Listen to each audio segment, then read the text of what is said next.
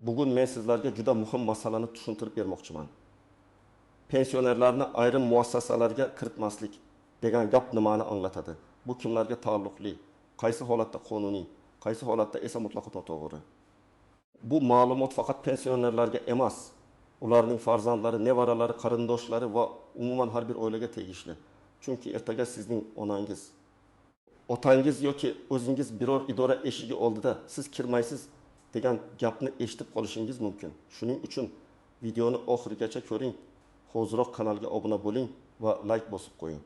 Chunki men bu mavzuni shu emas, amaliy hayotda kerak bo'ladigan aniq yo'l yo'riq sifatida tushuntiraman. Avvalo eng muhim narsani aytaman. Pensioner degani huquqsiz odam degani emas. Pensiya yoshiga yetgan fuqaro ham bankka borishga, poliklinikaga murojaat qilishga, davlat xizmatlaridan foydalanishga, sudga, hokimiyatga, notarial idoraga, ijtimoiy himoya bo'limiga kirishga haqli. Lekin oxirgi vaqtlarda ayrim muassasalarda tartib kuchaytirildi. Ayniqsa navbat xavfsizlik, elektron ro'yxatdan o'tish, shaxsni tasdiqlash, ruxsatnoma va sanitariya qoidalari bilan bog'liq talablar ko'paydi. Mana shu talablarni ba'zi odamlar pensionerlarga kirish taqiqlanibdi deb noto'g'ri tushunmoqda yoki ataylab vahima sifatida tarqatmoqda. Oldin qanday edi? Oldin ko'p joylarda odamlar shunchaki kelardi. Qorovulga falon masala bilan keldim derdi va ichkariga kirib ketardi. Masalan, bankka pensiya kartasi bo'yicha savol bilan kelgan pensioner operator yoniga borardi. Poliklinikada shifokor qabuliga jonli navbatda turardi. Davlat idorasida mas'ul xodimni topib, og'zaki tushuntirish so'rardi. Hujjat yo'qmi, navbat yo'qmi, elektron yozuv yo'qmi? Baribir ko'pincha kiravering degan yondashuv bor edi. Endi nima o'zgardi? Hozir ko'plab muassasalarda kim, nima maqsadda, qaysi vaqtga, qaysi hujjat bilan kiryapti degan savol qat'iy tekshirilmoqda. Bu faqat pensionerlarga emas, hamma fuqarolarga tegishli. Lekin pensionerlar ko'pincha internetdan foydalanishda qiynalgani, elektron navbat olishni bilmagani, SMS kod, bank ilovasi, myboy.uz, tibbiy ro'yxat, plastik karta, biometrik tasdiqlash kabi jarayonlarda yordamga muhtoj bo'lgani uchun muammo aynan ularda ko'proq ko'rinadi. Natijada eshik oldidagi xodim sizda navbat yo'q, kiritmayman desa, bu odamga pensioner bo'lganim uchun kiritishmadi bo'lib tuyuladi. Men bu yerda bir nechta muhim vaziyatni alohida tushuntiraman. Birinchi vaziyat, banklar pensionerlarning katta qismi pensiyasini bank kartasi orqali oladi. Tasavvur qiling, 68 yoshli otaxon pensiya kartasidan pul yecha olmay qoldi. U bankka boradi. Oldin ichkariga kirib operatorga yaqinlashardi. Hozir esa bank filialida elektron navbat apparati, shaxsni tasdiqlovchi hujjat, ayrim xizmatlar uchun oldindan yozilish tartibi bo'lishi mumkin. Agar otaxon pasport yoki ID kartasini unutib qo'ygan bo'lsa, bank xodimi uni to'liq xizmatga qabul qila olmaydi. Bu pensionerga nisbatan taqiq emas, balki bank xavfsizligi talabidir. Chunki birov boshqa odam nomidan karta, hisob yoki pul bo'yicha harakat qilmasligi kerak. Ikkinchi misol, 72 yoshli onaxon pensiya pullari kam tushganini aytib, bankka kirishga harakat qiladi. Lekin muammo aslida bankda emas, pensiya jamg'armasi yoki ijtimoiy himoya organida bo'lishi mumkin. Bank faqat tushgan pulni beradi. Shunday paytda bank xodimi bu masala bizda hal bo'lmaydi desa, odam xafa bo'ladi. To'g'ri yo'l esa quyidagicha: avvalo plastik karta bo'yicha ko'chirma olinadi. So'ng pensiya hisob kitobi bo'yicha tegishli bo'limga murojaat qilinadi. Agar 1 million 200 ming so'm o'rniga 97 ming so'm tushgan bo'lsa, sababini bankdan emas, pensiyani hisoblagan organdan so'rash kerak bo'ladi. Ikkinchi vaziyat, tibbiyot muassasalari. Pensionerlar ko'pincha poliklinika, shifoxona, diagnostika markazi va dorixonaga murojaat qiladi. Ayrim shifoxonalarda ichkariga kirish qat'iy nazorat qilinadi. Buning sababi bemorlarning tinchligi, yuqumli kasalliklar xavfi, palatalardagi tartib, shifokorlar ish jadvali va xavfsizlikdir. Masalan, reanimatsiya, operatsiya bo'limi, tug'ruqxona yoki yuqumli kasalliklar bo'limiga har kimni kiritish mumkin emas. Agar 65 yoshli pensioner men bemor qarindoshimni ko'raman deb kelsa, lekin ko'rish vaqti tugagan bo'lsa yoki bemor og'ir holatda bo'lsa, kirish cheklanishi mumkin. Bu pensionerligi uchun emas, bo'lim tartibi uchun. Lekin boshqa tomoni ham bor. Agar pensionerning o'zi bemor bo'lsa, shoshilinch yordamga muhtoj bo'lsa, uni yoshingiz katta, kirmaysiz deb qaytarish mumkin emas. Masalan, qon bosimi 190 ga ko'tarilgan, yurak og'rig'i bor nafas qisishi kuzatilayotgan odamni eshik oldida ushlab turish jiddiy xato. Bunday holatda tez yordam chaqirish, qabul bo'limiga olib kirish, shifokorga ko'rsatish shart. Men tomoshabinlarga aytaman. Tibbiyotda tartib bor, lekin yordamga muhtoj odamni e'tiborsiz qoldirishga hech kimning haqqi yo'q. 3-vaziyat, davlat xizmatlari markazlari va ijtimoiy idoralar. Hozir ko'p hujjatlar elektron shaklda yuritiladi. Kadastr, nafaqa, subsidiya, guvohnoma, ariza, ma'lumotnoma, propiska, nikoh, tug'ilganlik, meros bilan bog'liq xizmatlarda elektron navbat talab qilinishi mumkin. Pensioner esa ko'pincha men shunchaki savol so'rayman deb keladi. Muassasa xodimi esa navbat oling deydi. Mana shu joyda tushunmovchilik boshlanadi. Agar odam navbat olishni bilmasa, uni haydab yuborish emas, yordam berish kerak.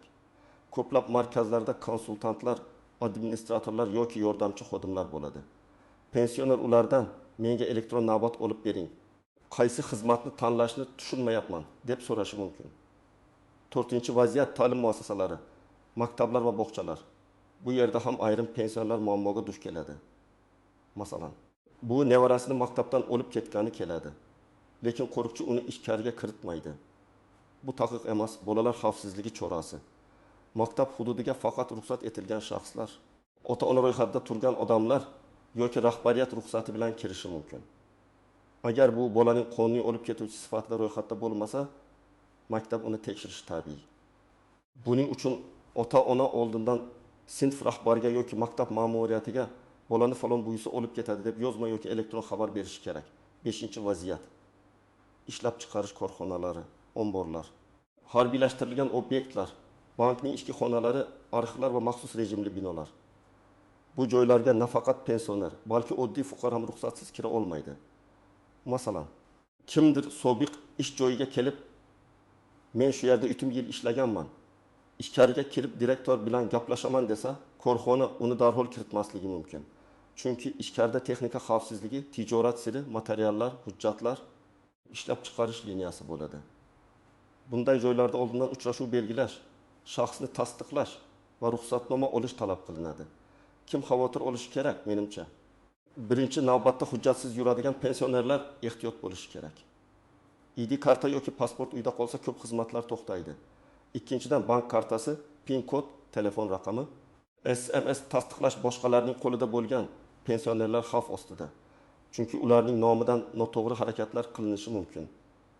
Uchinchidan, yolg'iz yashaydigan va internetdan foydalanmaydigan keksalar ko'proq qiynaladi. 4-dan, nogironligi bor, eshitishi yoki ko'rishi zaif, o'qish yozishda qiynaladigan pensionerlar muassasa eshigida rad javobini noto'g'ri tushunib qolishi mumkin. Kim xavotir olmasligi kerak? Hujjatlari joyida bo'lgan, qayerga nima sabab bilan borayotganini bilgan, kerakli ariza yoki navbatni oldindan tayyorlagan pensioner vahimaga tushmasin. Hech kim umumiy tartibda pensioner bo'lganingiz uchun siz bu idoraga kira olmaysiz deb ayta olmaydi. Agar shunday deyilgan bo'lsa, bu gapning huquqiy asosi so'ralishi kerak. Qaysi qaror, qaysi buyruq, qaysi tartib asosida deb xotirjam savol berish kerak. Endi istisnolar. Nozik joylar va ko'pchilik bilmaydigan tomonlarni tushuntiraman. Birinchi nozik jihat. Kirish taqiqlanishi bilan xizmat ko'rsatishni rad etish bir xil narsa emas. Masalan, muassasa binosiga ichkarigacha kiritmasligi mumkin, lekin tashqarida qabul oynasi, navbatchi xodim, telefon orqali yozilish yoki elektron ariza yo'li bilan xizmat ko'rsatish kerak. Agar xizmat umuman ko'rsatilmasa, bu alohida masala. Pensioner meni binoga kiritmadi deyishi mumkin, lekin huquqiy jihatdan asosiy savol: menga xizmat ko'rsatildimi yoki yo'qmi? Ikkinchi nozik jihat, ayrim joylarda yoshga qarab emas, sog'liq holatiga qarab cheklov qo'yiladi. Masalan, og'ir ishlab chiqarish maydoniga yurak kasal, qon bosimi yuqori yoki harakatlanishi qiyin odamni kiritilmaslik xavfsizlik uchun bo'lishi mumkin. Lekin bu ham siz pensionersiz, shuning uchun mumkin emas tarzida emas. Bu hudud xavfli, ruxsat etilmaydi tarzida tushuntirilishi kerak. Farq katta. 3-nozik jihat hamroh masalasi. Ko'p pensionerlar o'g'li, qizi yoki nevarasi bilan idoraga boradi. Ba'zi muassasalar faqat arizachi kirsin, hamroh kirmasin deydi. Bu navbatni kamaytirish yoki shaxsiy ma'lumotlarni himoya qilish uchun bo'lishi mumkin. Lekin agar pensioner mustaqil harakatlana olmasa, eshitmasa, ko'rmasa, o'qiy olmasa yoki nogironligi bo'lsa, hamroh ehtiyoj bor. Bunday holatda xodimdan istisno qilishni so'rash kerak. Men hujjatni o'qib bera olmayman. Onam eshitmaydi.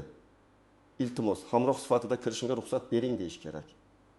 Nogironlik guvohnomasi yoki shifokor ma'lumotnomasi ko'rsatiladi. 4-nozik jihat ishonchnoma. Farzandlar ko'pincha otam keksa, men o'zim borib hammasini hal qilaman deydi. Lekin bank, notarius, pensiya, kadastr, sud, mulk, meros, plastik karta kabi masalalarda oddiy qarindoshlik yetarli emas. Otangizning o'g'li bo'lsangiz ham, uning nomidan hujjat imzolash uchun qonuniy vakolat kerak. Bu vakolat odatda notarial ishonchnoma orqali beriladi. Masalan, pensioner yura olmasa, uyga notarius chaqirish imkoniyati bor. Shundan keyin farzand ko'plab ishlarni qonuniy tartibda bajarishi mumkin. 5-nozik jihat. Shaxsiy ma'lumotlar. Pensionerlar ba'zan telefonini, kartasini, pasport nusxasini, SMS kodini begona odamlarga berib qo'yadi. Keyin bankka borib pulim yo'qoldi deydi. Bank xodimi esa tekshiruvsiz darhol pulni qaytara olmaydi. Shu sababli men doim aytaman. SMS kod hech kimga aytilmaydi. PIN kod hech kimga berilmaydi. Bank kartasi begona qo'lga topshirilmaydi.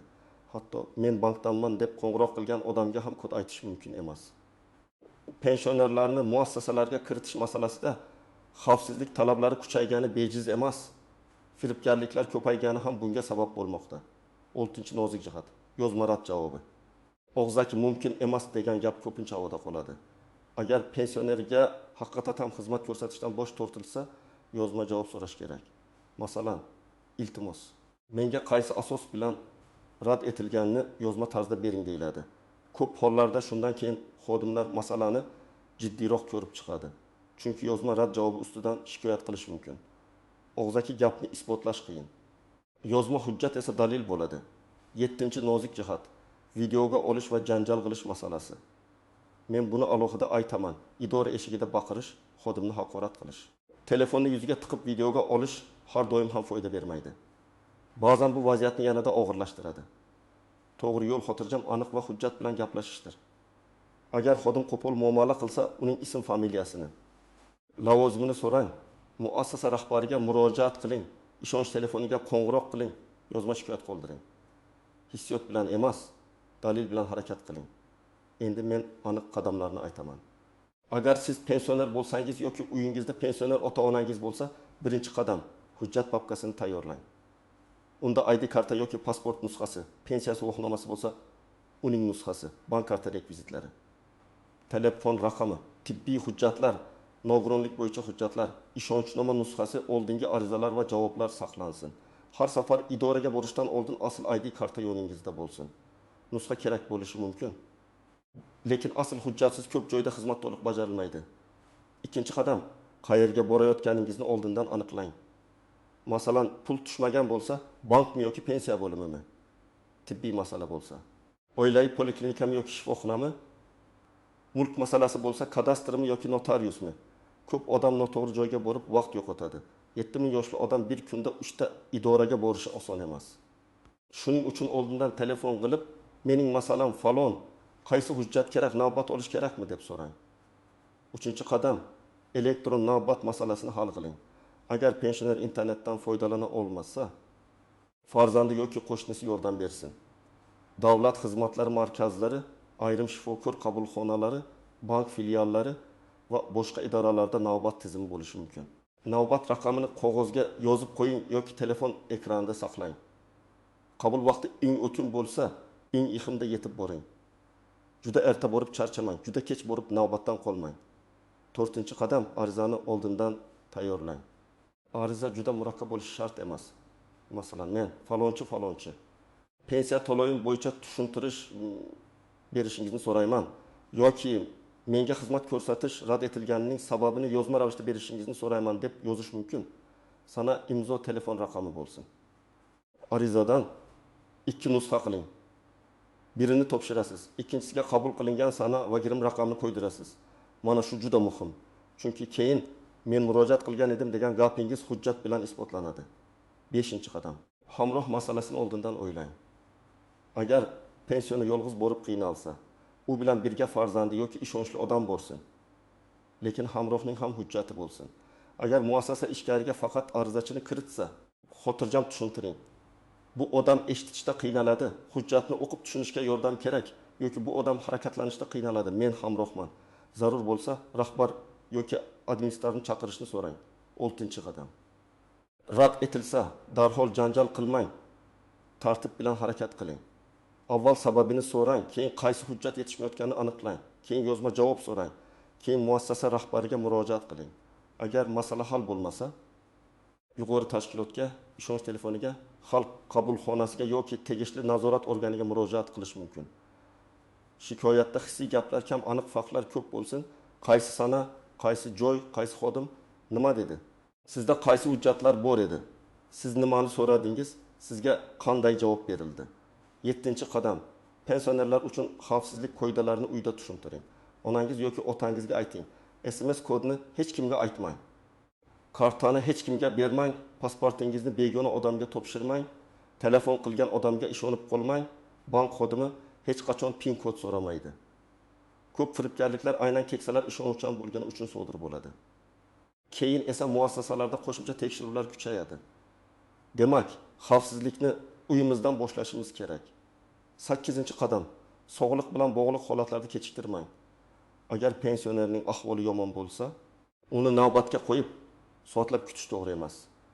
Qon bosimi juda yuqori, ko'krak og'rig'i, hushdan ketish, qo'l oyoq uvishishi, nafas qishi bo'lsa, darhol tez yordam chaqiring yoki qabul bo'limiga murojaat qiling.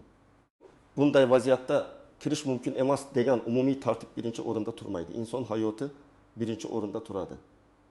Men yana bitta oddiy, lekin juda foydali misol keltiraman.